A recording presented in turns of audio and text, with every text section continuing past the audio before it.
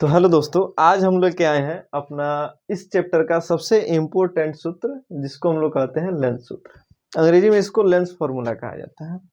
तो सबसे पहले हम समझते हैं कि लेंस फॉर्मूला क्या होता है, लेंस सूत्र क्या होता है। जैसे आप दर्पण में दर्पण सूत्र पढ़े हैं, वैसे ही लेंस में लेंस सूत्र होता है। डिफिनेशन भी सेम होता है, बस फॉर्मूला में थोड़ा सा चेंजिंग हो जाता है। जो वहां पे भी और यू के बीच में प्लस होता है, वो यहाँ पे माइनस हो जाता है। फॉर्मूला पहले समझ लीजिए। लेंस का जो फॉर्मूला है वो होता है 1/f is equal to 1/v minus 1/u। ये आपका है लेंस फॉर्मूला। ये क्या है बाबू? Lens formula. ठीक है, चलिए अगर इसका डिफिनीशन लिखना हो तो हम लिख सकते हैं कि लेंस में फोकस दूरी जिसको हम लोग कैपिटल स्मॉल एफ लिखते हैं। ठीक है, स्मॉल एफ। उसके बाद ये क्या है? भी। इसको हम लोग लिखेंगे प्रतिबिंब दूरी, यानी प्रतिबिंब दूरी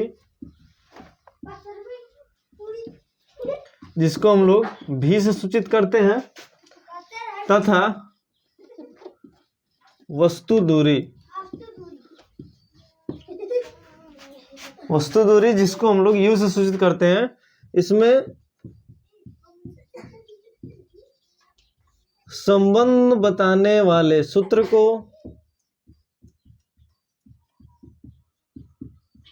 लेंस सूत्र कहते हैं।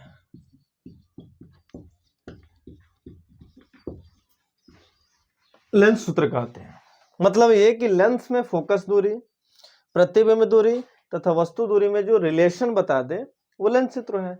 रिलेशन क्या? 1/f is equal to 1/v minus 1/u। ये आपका लेंस सूत्र है, जहां f मतलब फोकस दूरी, v मतलब प्रतिबिंब दूरी और u मतलब वस्तु दूरी। दर्पण सूत्र भी सेम होता है, चेंजिंग बस इतना होता है कि उसमें यहाँ पे माइनस की जगह प्लस होता है, बाकी फॉर्मूला सेम। तो ये आपका है लेंस सूत्र। तो देखिए लेंस सूत्र हम लोग प्रूफ करेंगे किस में? तो उत्तल लेंस में और अवतल लेंस में, दोनों में। तो इन दोनों को प्रूफ करने से पहले आपको एक चीज हम ये बता दें कि आप मेरे जस्ट पीछे वाला लेक्चर देखिए, 22 पार्ट 22 इस चैप्टर का। उसमें हम आपको बताए हैं चिन्ह परिपाटी। चिन्ह परिपाटी आपको बताएगा कि कहाँ पे आप वस्तु दूरी को माइनस में लीजिएगा, कहाँ पे प्रतिबिंब दूरी को माइनस में लीजिएगा, प्लस में लीजिएगा। प्लस माइनस मतलब वहां पे आपको क्लियरेंस पता चल जाएगा, क्योंकि इसमें अभी उसका बहुत सारा यूज है। तो यूज अभी आपको पता चल जाएगा जैसे ही हम सॉल्यूशन स्टार्ट करेंगे। तो चलिए इसको मिटाते हैं। आप इसका स्क्रीनशॉट ले लीजिए, फॉर्मूला खुद से भी लिख सकते हैं। चलिए तो अब हम लोग पढ़ेंगे कि सिद्ध करेंगे। पढ़ना क्या है? सिद्ध करेंगे उत्तल लेंस में लेंस सूत्र। ये हमारा टॉपिक रहेगा, उत्तल लेंस में लेंस सूत्र। लेंस सूत्र ये आपका है उत्तल लेंस में लेंस सूत्र। हम लोग प्रूफ करेंगे। तो चलिए प्रूफ करने के लिए सबसे पहले आपको एक फिगर बनाना पड़ेगा। ध्यान से समझिएगा, ये आपके एग्जाम में सवाल भी आता है। तो पहले यहाँ पे हम फिगर ही बना लेते हैं, है ना। फिगर यहाँ पे बना लेते हैं। ये हमारा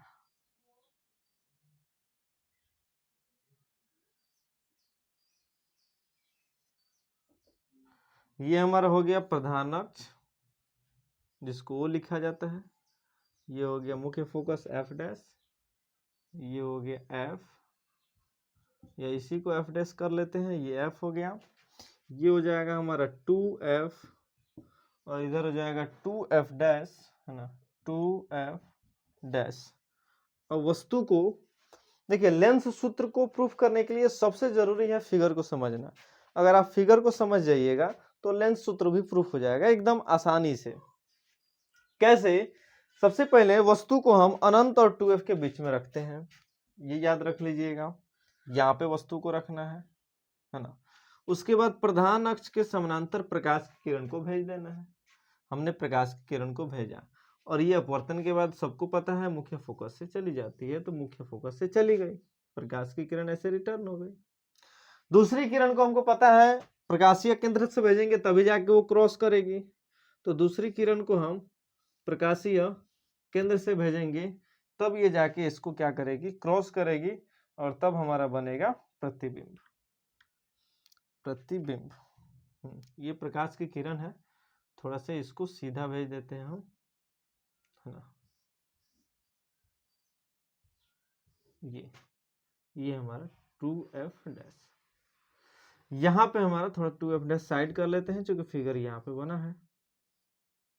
हमको लग रहा है कि 2f डैश पर ही ठीक है, यहाँ पे फिगर बन गया।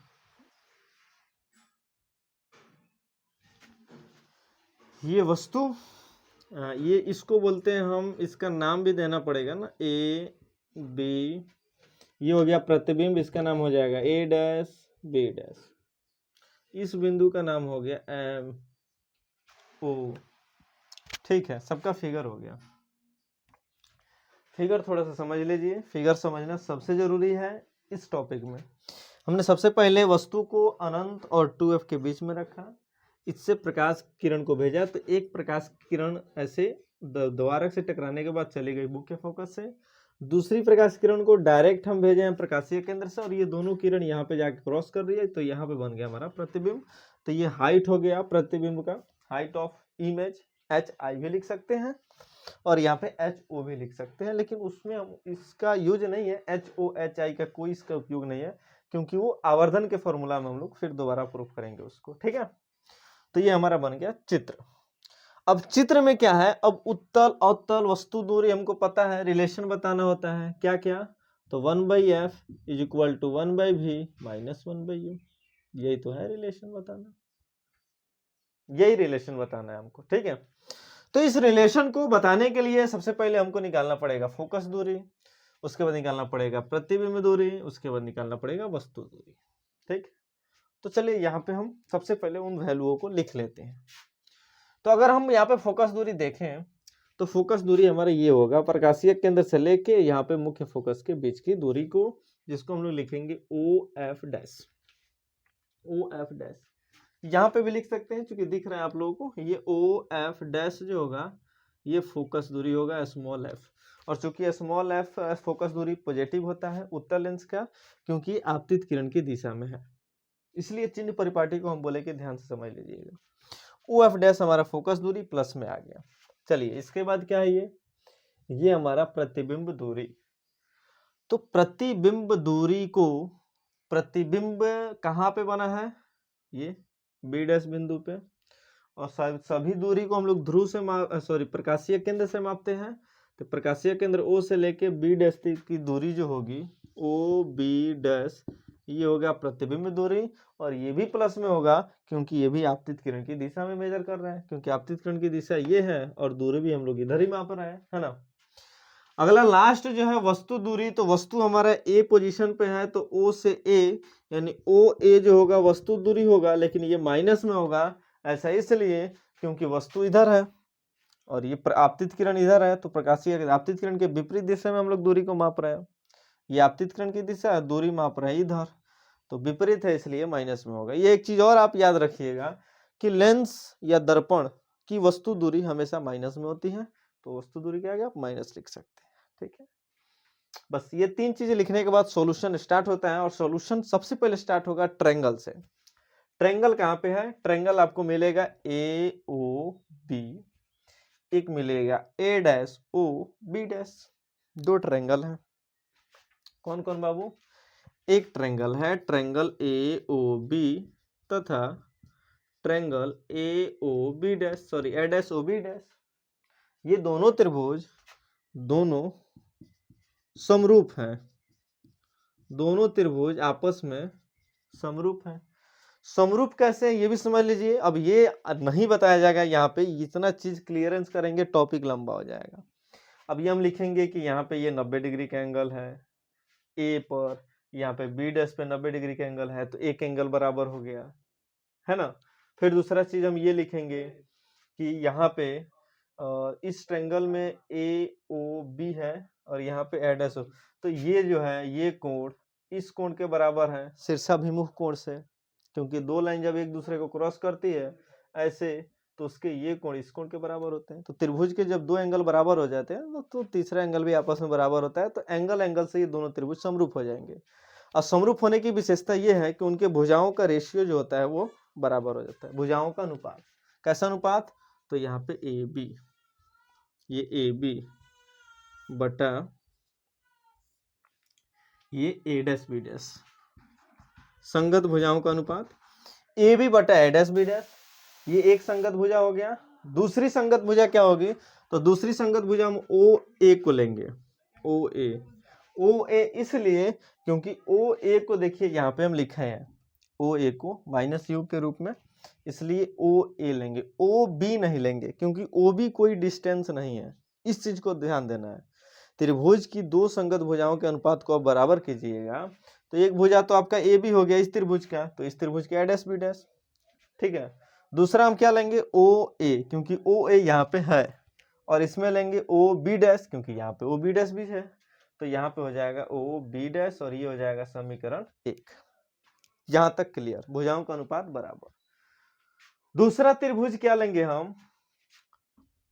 ओ एम एफ और A dash B dash F. दूसरा त्रिभुज देखिए ध्यान से, यहाँ पे त्रिभुज लेंगे ट्रायंगल ओ एम एफ तथा triangle A dash B dash F. ये दोनों त्रिभुज भी आपस में समरूप है, दोनों समरूप है। समरूप इसलिए है क्योंकि इनकी भी संगत कोण बराबर है। यहाँ पे ध्यान दीजिए, ओ एम एफ में ये जो ओ बिंदु है यहाँ पे 90 डिग्री का एंगल बनेगा, और A dash B dash F में ये जो बी डैश बिंदु है यहाँ पे 90 डिग्री का एंगल बनेगा, क्योंकि ये दोनों लंबवत है प्रधान अक्ष पे। तो ये दोनों त्रिभुज का एक एक एंगल बराबर हो गया, और फिर यहाँ पे ये जो संगत कोण है इस कोण के बराबर होगा, शीर्षाभिमुख कोण के, क्योंकि हमको पता है कि जब दो रेखाएं एक दूसरे को क्रॉस कर दें तो ऐसे ये शीर्षाभिमुख कोण से ये दोनों आपस में बराबर होती हैं, तो इसलिए ये एंगल इस एंगल के बराबर हो गया। तो त्रिभुज के जब दो एंगल बराबर हो गए तो तीसरा एंगल भी बराबर हो जाएगा, और इस प्रकार से ये त्रिभुज समरूप हो जाएंगे। तो जब समरूप हो जाएंगे तो उनके संगत भुजाओं का अनुपात आपस में बराबर होगा। तो संगत भुजा क्या है? तो ओ एम एफ त्रिभुज का संगत भुजा हो जाएगा ओ एम, और A dash B dash F के त्रिभुज की संगत भुजा हो जाएगी ए डैश बी डैश, यानी ओ एम का संगत भुजा हो जाएगा ए डैश बी डैश। तो यहाँ पे हम लिखेंगे ओ एम और बटा में हो जाएगा ए डैश बी डैश बराबर। दूसरा यहाँ पे देखिए, अगर हम अब एम एफ को लें ये वाला, तो इससे कोई फायदा ही नहीं है क्योंकि वो कर्ण है। हम लिखेंगे ओ एफ क्योंकि ये है फोकस दूरी। ओ एफ जो है ओ एफ डैश यहाँ पे ओ एफ डैश लिखे हैं, ये फोकस दूरी है, इसलिए यहाँ पे हम ओ एफ डैश ही लेंगे। तो यहाँ पे हो जाएगा हमारा ओ एफ डैश बटा, तो जब ये ओ एफ डैश होगा तो ये हो जाएगा बी डैश एफ, ये क्या हो जाएगा? बी डैश एफ, यानी ये हो जाएगा बी डैश एफ, और ये होगा समीकरण 2। अब आप देखिए इन दोनों समीकरणों में, ये है आपका पहला समीकरण और ये है दूसरा समीकरण, इन दोनों समीकरणों में ये जो LHS है वो आपस में बराबर है। इधर भी A B A dash B dash, और सॉरी यहाँ पे एक लाइन और बढ़ा दीजिए, यहाँ पे ए बी नहीं है ना, तो ए बी लाना पड़ेगा तब बराबर होगा। तो आप देखिए ये जो ओ एम का हाइट है वो सेम ए बी के हाइट के बराबर होगा, क्योंकि ये रेखा इसी के पास जा रही है ना, तो दोनों का हाइट आपस में बराबर होगा। चूंकि यहाँ पे ओ एम जो होगा वो ए बी के बराबर होगा, इसलिए इस ओ एम के जगह पे हम ए बी भी लिख सकते हैं ए डैश बी डैश, और ये हो जाएगा ओ एफ बटा में B dash O F dash बटा में बी डैश एफ। अब समीकरण 2 लिख सकते हैं और ब्रैकेट में लिख सकते हैं कि ओ एम जो है वो बराबर होगा ए बी के। ये जो ओ एम है वो ए बी के बराबर हो जाएगा। क्यों होगा ये बता दिए। तो अब यहाँ पे हम देख सकते हैं कि पहले और दूसरे समीकरण की तुलना करें तो इन दोनों का LHS आपस में बराबर है। LHS बराबर होगा तो RHS भी बराबर होगा, है ना। इसको थोड़ा सा छोटा कर लेते हैं क्योंकि कैलकुलेशन हमारा थोड़ा सा लंबा होगा, बहुत छोटा करके वो बता रहे हैं, ऐसे किसी बुक में आपको नहीं मिलने वाला है। तो यहाँ पे हम लिखेंगे कि समीकरण 1 तथा 2 से, समीकरण 1 तथा 2 से यहाँ पे LHS बराबर है तो RHS बराबर कर देंगे ओ ए बटा में ओ ए डैश, इधर हो जाएगा ओ एफ डैश बटा में बी डैश एफ, ये हो गया। अब थोड़ा सा ध्यान दीजिए, जो अब इसमें डिस्टेंस देखेंगे हम दूरी की, कौन दूरी है कौन नहीं है। तो जो दूरी नहीं होगा उसको दूरी में चेंज करना पड़ेगा, तभी तो हमारा लेंस सूत्र आएगा एफ भी यू। तो दूरी में कैसे चेंज करेंगे ये चीज, यहाँ पे देखिए ये है ओ ए, तो ओ ए दूरी है ऐसा इसलिए क्योंकि ओ ए बराबर हम माइनस यू लिखे हैं, तो इसको छोड़ देंगे। नीचे आएंगे ओ ए डैश, तो ओ ए डैश कोई डिस्टेंस नहीं है। ओ ए डैश जो है यहाँ पे एक चीज गलत कर दिए ना, ओ बी डैश, सॉरी यहाँ पे बी डैश है समीकरण 2 में, गलती से हम लिख दिए ओ ए डैश, यहाँ पे बी डैश है तो बी डैश, हाँ बी डैश। तो ओ बी डैश जो है ये भी एक दूरी है भी, तो इन दोनों को चेंज नहीं करेंगे। इधर आएंगे तो ओ एफ डैश, ये भी एफ है, ये भी रहने देंगे। बी डैश एफ, यहाँ पे ध्यान दीजिए बी डैश एफ कोई यहाँ पे है ही नहीं, बी डैश एफ यहाँ पे है, कोई दूरी नहीं है बी डैश एफ, तो इसको दूरी में कैसे चेंज करेंगे भाई, ये सोचना है। तो आप देखिए ये जो टोटल बी डैश बिंदु और ओ बिंदु, ओ से लेके बी डैश तक, ये क्या है प्रतिबिंब दूरी, सॉरी भी, हाँ प्रतिबिंब दूरी है, ये सबको पता है क्योंकि प्रतिबिंब यहां से लेके और प्रकाशीय केंद्र तक के बीच की दूरी प्रतिबिंब दूरी होगी। हमको केवल बी डैश एफ चाहिए, ये डिस्टेंस चाहिए, तो टोटल डिस्टेंस भी, और ये ओ एफ जो है वो क्या है फोकस दूरी है। तो अगर पूरे में से यानी ओ बी डैश में से है ना ओ एफ घटा दे, माइनस कर दें, तो बी डैश एफ आ जाएगा, है कि नहीं। ऐसे समझिए यहाँ पे देखिए ये एक लाइन है, ये हमारा ओ बिंदु है ये वाला, इधर हमारा बी डैश बिंदु है कि नहीं, और ये टोटल किसके बराबर है भी के, जो यहाँ पे समझाए हैं। फिर यहाँ पे एक और बिंदु है एफ, तो जो कि ये फोकस दूरी है तो एफ के बराबर है। तो अगर हमको ये निकालना हो ये दूरी, है कि नहीं, तो हम क्या करेंगे टोटल भी में से इसको माइनस कर लेंगे तो ये निकल जाएगा, यानी भी माइनस यू। इसको हम लिख सकते हैं ओ बी डैश और माइनस में ओ एफ डैश, ऐसे लिख सकते हैं ना। तो देखिए लिखते हैं ओ ए के जगह पे हम क्या लिखेंगे, यहाँ से वैल्यू लेके आएंगे minus U, O B dash के जगह पे लिखेंगे भी बराबर ओ एफ डैश है इसके जगह पे लिखेंगे स्मॉल एफ, और बी डैश एफ इसको लिख लेंगे भी माइनस यू, डायरेक्ट लिख लेते हैं भी माइनस यू। भी माइनस यू कहाँ से आया, या बच्चों समझ में नहीं आएगा, एक स्टेप बढ़ा देते हैं। बी डैश एफ है इसको लिख लेते हैं O B dash minus O F dash. यहां तक क्लियर। चलिए आगे देखिए, और ज्यादा लंबा नहीं है, बस ये खत्म ही होने वाला है, थोड़ा सा थोड़ी देर और लगे रहिए। समझ में नहीं आया कमेंट कीजिए, जरूर आपको एक्सप्लेन किया जाएगा। चलिए लास्ट स्टेप, माइनस यू बटा भी एफ बटा ओ बी डैश को अभी हमने लिखा भी है, ओ बी डैश भी है, और ओ एफ डैश एफ है तो एफ हो गया। अब क्रॉस मल्टीप्लाई, यहाँ पे हो गया माइनस यू बटा भी, ये हो गया एफ बटा भी माइनस एफ, इसको गुणा कर देंगे आपस में।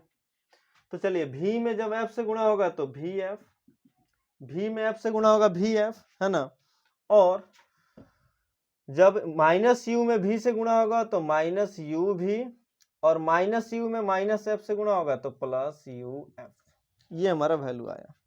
और समझिए एक बार, भी में एफ से गुणा होगा भी एफ, और माइनस यू में जब भी से गुणा होगा तो माइनस यू भी, और माइनस यू में माइनस एफ से गुणा होगा तो प्लस में यू एफ। अब दोनों तरफ यू भी एफ से भाग देने पर, दोनों तरफ u भी f से भाग देने पर, भाग देंगे तो ये हो जाएगा भी एफ बटा में u भी एफ, ये क्या हो जाएगा, ये हो जाएगा हमारा u माइनस यू भी बटा में u भी एफ, ये हो जाएगा प्लस u एफ बटा में u भी एफ। यानी कहने का मतलब ये हुआ कि यहाँ पे लिखा था भाग दीजिए, यू भी एफ से भाग देंगे, वो दर्पण सूत्र में भाग दिए हैं, उत्तल दर्पण अवतल दर्पण दोनों में, इसमें भी लेंस उत्तल लेंस है ना, अवतल लेंस में भी भाग देना पड़ता है लास्ट में। ये एक स्टेप याद रखना पड़ता है कि जब हमारा ये लास्ट पॉइंट आ जाए क्रॉस मल्टीप्लाई करने के बाद, तो उसके बाद हर एक टर्म में यू भी एफ से भाग देते हैं। तो यू भी एफ से भाग दे दिए, नीचे भाग देने का मतलब सबके नीचे यू भी एफ, और यू भी एफ कट जाता है। यहाँ पे भी एफ है तो भी एफ से भी एफ कट जाएगा, एक बटा यू बचेगा, एक बटा यू लिख दिए। यहाँ पे यू भी है तो यू और भी कटेगा तो माइनस में एक बटा एफ बचेगा, है ना। माइनस है ना इसके आगे, फिर प्लस, ये है यू एफ, यू एफ से यू और एफ कटेगा, 1/v बचेगा। तो अब क्या करेंगे, तो ये माइनस वाले एफ को इधर कर लेंगे, तो प्लस में इधर बच गया 1/v, हाई है माइनस, सॉरी प्लस में 1/u, ये उधर चला जाएगा तो माइनस में 1/u। यही है हमारा लेंस सूत्र जो कि हमको प्रूफ करना था, एकदम आसान है। तो आप इसका स्क्रीनशॉट लीजिए। आज के लिए इतना ही, फिर अगले लेक्चर में हम आएंगे अवतल लेंस को लेकर।